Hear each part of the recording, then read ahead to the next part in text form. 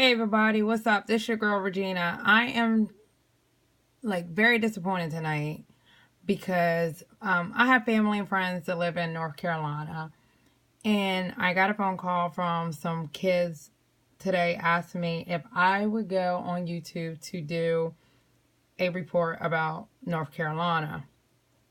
So today North Carolina schools have officially made sure all parents are aware that there will be school lunches being cut if the federal shutdown does not, resolve itself, where the fundings will be started back to help pay.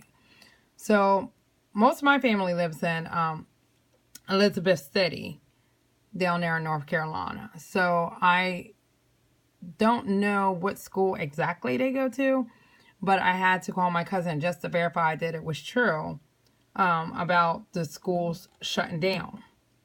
Look, I don't have a problem with people getting food stamps. I really don't. I'm not going to lie to you. I really don't care. As long as they're working, they're not abusing the system, and they're just doing right.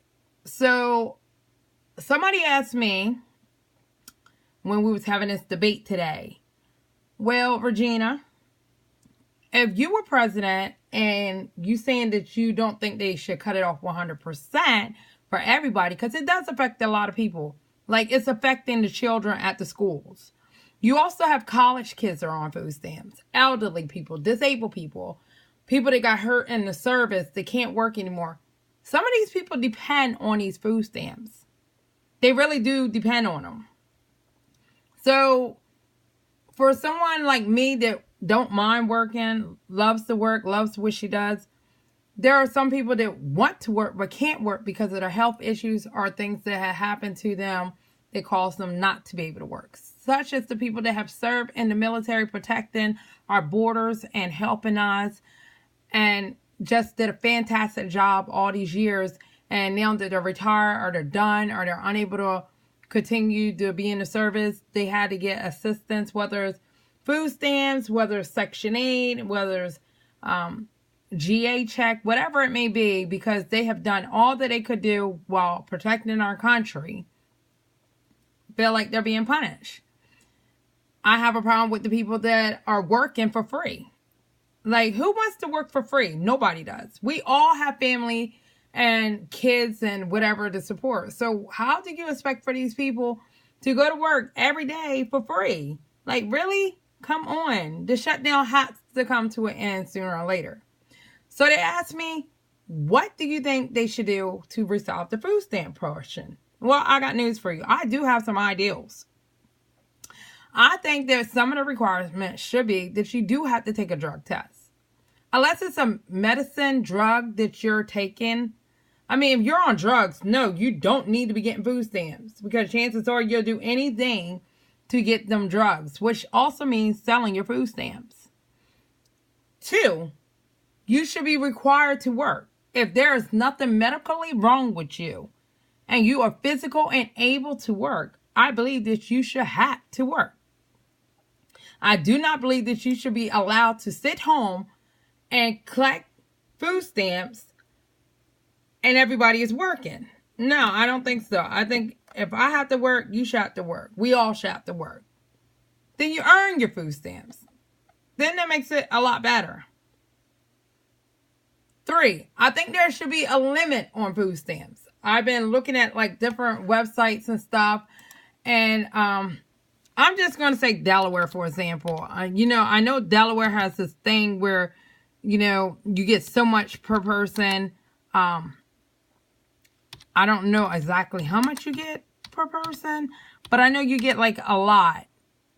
You get a lot for, like, I'm going to just say Delaware food stamps, family of, I'm going to say 4. I love that number. And I'm going to put amount, because that's what I want to know. I want to know, how much do people get? Like, is there a breakdown? Does it tell you what benefits can you expect if you're... Okay, let's try this one. So here's the chart. Let me see. Make sure y'all can see it. This is in Delaware. Every state is a little different. Okay, so if you're a person lives alone, you can get $194.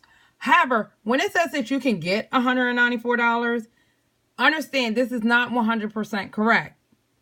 This is a person that does not work or have very, very low income. Because over here, it tells you right here, why do they subtract 30%? This is going to determine how much you will get. So they give you like a certain amount. They give you credit for certain things. They give you credit. Now, here's a nice little sample. This is a family of 5. It says they make $1,800 a month. And they multiply it. So this family would get $231. I don't believe that. I think this chart is incorrect, but this is a sample. Because a family of 5, I work with a family of 5, and they get way more than that. Okay, so I know that that's just a sample. They are definitely using it as a sample 100%. There are rules for people. Like this one says, what are the rules? So I think the rules are very important. Matter of fact, they sent out a sheet and it's telling people that they do have rules. They say that you're not allowed to sell your food stamps. Of course, we all know that. Do people do it? They do it on a regular. We know that. I think that they need to do a little bit more research because a lot of people get food stamps in not just one state. Some people get it in 2, 3, 4 states. It's because the states are not connecting it. So therefore, it allows the food stamp system to be abused. I don't think that if you're one of them women that have, no offense women, a baby every single year and you're not working, you should be able to keep getting an increase on food stamp because you keep having a baby. I don't believe that either.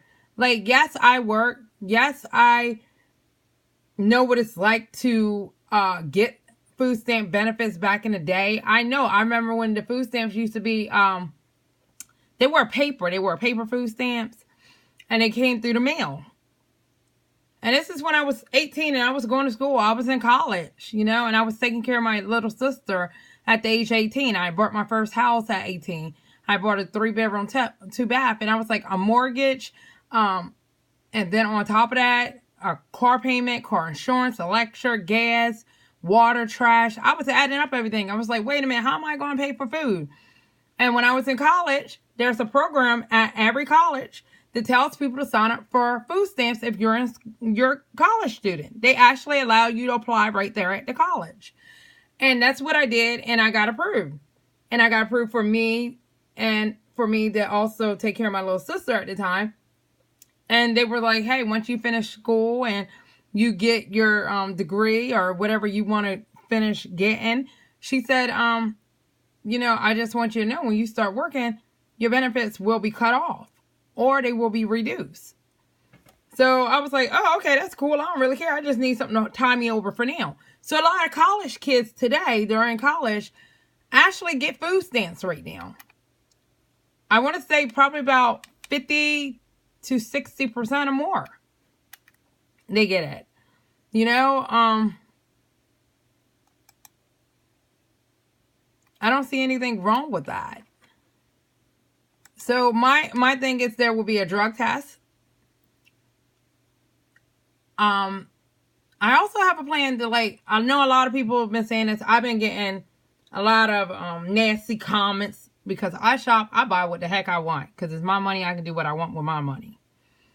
I work for, I earn it. I'm going to buy them cookies if I want to buy them. You know what I'm saying? I'm going to keep it real with y'all. I'm going to get anything and everything I want. If my kid wants a candy bar, I'm going to buy him that candy bar. Why? Because I'm his mama. If I'm paying cash for it or whatever, I'm going to do what I want to do. But anyway, I just want to throw that out there. I think that there should be, just like the WIC card, you should have a certain amount of money for vegetables. You should have a certain amount of money for fruits. You should have a certain amount of money for bread, certain amount of money for meats. If they did the food stamp card like they did the WIC card, people wouldn't be allowed or able to buy certain things on with food stamps like chips, soda, candy, what else do people buy? The sugary drinks. Like, stuff like that. Then I would say, you know what, that's fine. Put a do or don't on it. Like what items they can buy and what items they can't buy. Like they should be able to buy canned goods as long as it's vegetable, meat, whatever. But they should have to pay cash for like sodas, chips, candy, stuff like that. That's my ideal. So like if it says here, a family of one gets $194. Make it where it can say on there that they could get any item, like anything pretty much in the store, as long as it's not sodas, chips, sugary drinks. If they want juice, it needs to be 100%, like juicy juice. You know what I'm saying? Anything says 100%, they should be able to get. That's fine. But if it's like Kool-Aid or Capri Suns or Skips or Hawaiian Punch, then that's a no-go. They have to pay cash for it. That's my take when it comes to this food stamp thing. But the fact that you're hurting innocent kids over it, that's a little too much in my opinion. School lunches are shrinking at one North Carolina school district. They're feeling the heat from the governor's shutdown. So these parents are going to have to start packing these kids' lunch, because you can't expect for a child to be in school all day long and haven't ate. They're not going to be able to focus. They're not going to be able to concentrate. They're not even going to be able to do anything. They're saying that if Washington don't come to a decision by this weekend, there might not be no lunch for these kids, or they're going to get barely any lunch. Parents, if you're in North Carolina, Virginia, and this is a huge factor for your school and your child goes to school, pack your kid lunches if you're able to. It ain't if you're able to. If I was a parent, I would pack the lunch. Just in case something goes down, my baby ain't going to school and don't have nothing to eat. Because I'm going to tell you now, I'm an adult. If I don't eat, I get a little agitated. I get mood swings. I'll be ready to, act up a little bit. So you don't want your kid to do that. Just start packing a lunch. Give them fresh fruits, some juice, water. Try to get 100% juice, because you don't want them in school with a whole bunch of, I don't know.